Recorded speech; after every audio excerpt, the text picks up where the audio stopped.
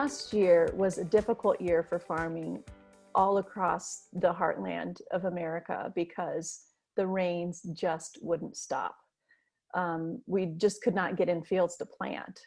And wake up another morning and there's more rain coming down and flooded fields. And some people had already had some crops planted, but they were ruined by this flooding. And it was just in a year unlike any other. There were many fields in the Midwest that did not get planted. And on our own farm, there were areas that didn't get planted. We were able to plant something in every field, but outside the windows of my home, outside the front windows, I'd look out every morning and it looked like a giant wound, like a scar.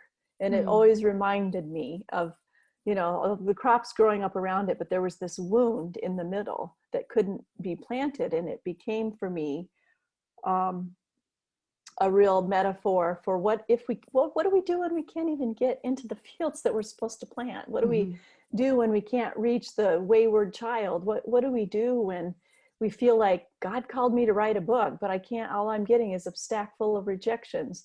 What do we do when I've gone to counseling for 5 years with my husband and nothing is growing, and there's growth all around and everybody else's fields look just fine, and I've got a wound in my field? And it was clear that year that it was going to be a growing slow kind of year, slow into the fields, slow out of them, and that maybe what we would get out of the fields wouldn't look quite as good, not nearly as good as it had in years past. It was just the reality that we had to come to terms with. And I trusted God with that growing slow kind of year. And my husband did too. It was just the way it was. It's just part of the cycle of living on earth and being a farmer. That's just the way it was.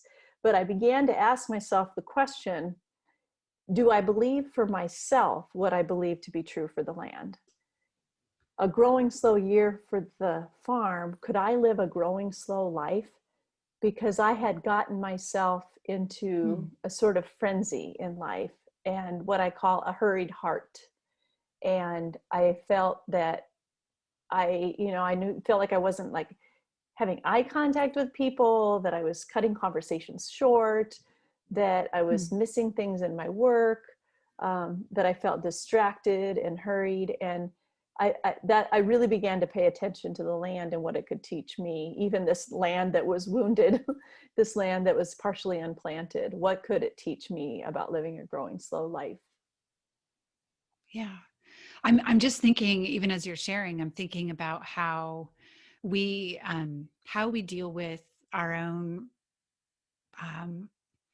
our disappointed expectations and our, unfulfilled promises. I think of a friend who right now has been for years trying to have a baby, and it's not happening. And just that hope deferred is so discouraging. But also people that are sort of even actively grieving a loss or a difficulty, or, you mentioned some great examples like an estranged child, or what do you say to someone who is finding themselves in this place, or maybe sees that they've had some pain, or they're not worried about sort of justifying their pain. They realize it's there for a reason, but they're wanting to get to the other side of it. And they're just not feeling like they can get to the other side of it, or they can, quote, air quotes, get over it or get healed. But it feels like it's a slow process through walking through whatever that thing is. What would you say to that person who right now is just going, I don't know if I can keep coping with growing slow. I actually really just need to see something. I'm losing hope. I need to see a little sprout come up. I need to see the ground break. What would you say? Yes. So a verse that I have been clinging to lately, and I think it applies as I look back over my life in the hardest parts of my life, is, it's not even a verse, it's a line from a hymn.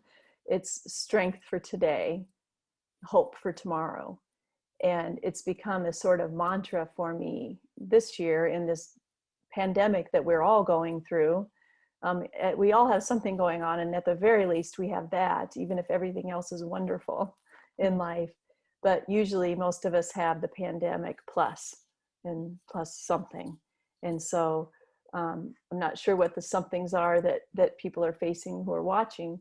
But I just don't think that we can rush it through. We can't just apply some fertilizer to it and be guaranteed some growth. And that's not the best thing to hear always. And I don't think that we just slap a smile on and sort of struggle through either. Or, fake a smile, right? And just as we're struggling through it. But that we know that the God who holds seeds, that for whatever reason he bottles our tears, and for whatever reason the shortest verse in the New Testament is Jesus wept, and it's there for us to hold on to and know that as we stand on the edges of our fields and see the wounds in them and see no growth at times, and I'm talking about the fields that you are in, not the farm fields, but to know that there's a second set of feet right there beside you, that you are not alone at the edge of your field, and that God is going to cause things to grow in his time and in his way. Ecclesiastes does promise that there is a time for everything, and that he will make everything beautiful in its time. And I don't know how long that will be for whoever's watching right now, if that's next week or next month or next year. There just aren't the kind of guarantees that we want. The only guarantee is that up from the soil, God is promising to grow something beautiful in its time. When you talk about that and just waiting on the timing of the Lord, I'm so aware of my own tendency. So I won't speak for others, but my own tendency to want to hurry along the work and sort of go, okay, God, what's my part? So I can make sure to tick my boxes. I understand that some of this is you, some of this is me. How do you think hurry and hustle factor into sort of that waiting process? Can we do, you use the term unhurry my heart. Does it actually hinder the growth? I mean, it's easy to go like, oh, hurrying and hustling more is not going to bring more growth. But is it just a matter of that, or can we actually like reverse what God's trying to do, or reverse our own process?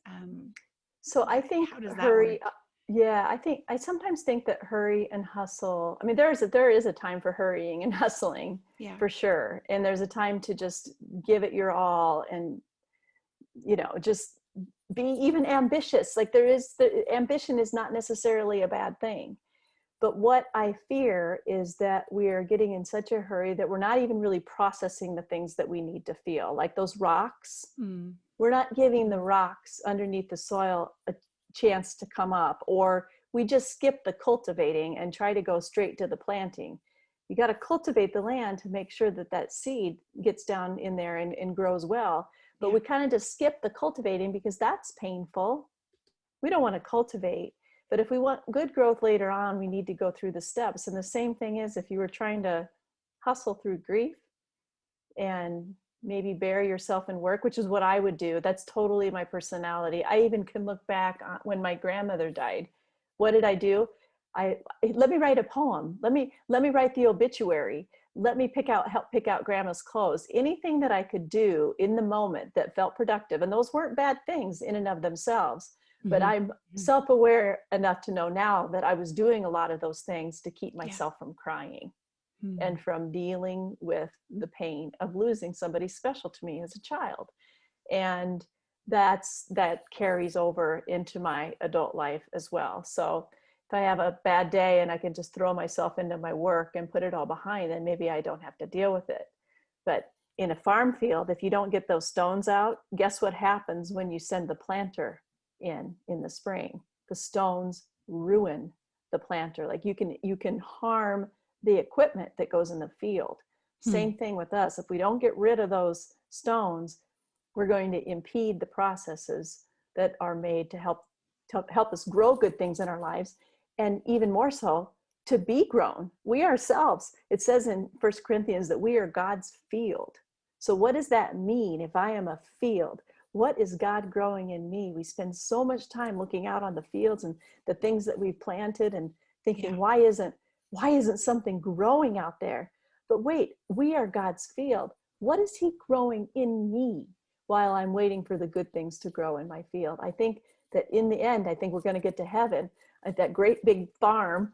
I think heaven's going to be there's going to be a crystal city, but I swear there's going to be a farm, and we're going to sit on rocking chairs and think about the things that God grew in us too. I believe it. I believe that he's growing good things in us. Yeah. Yeah. For you, have you ever had times where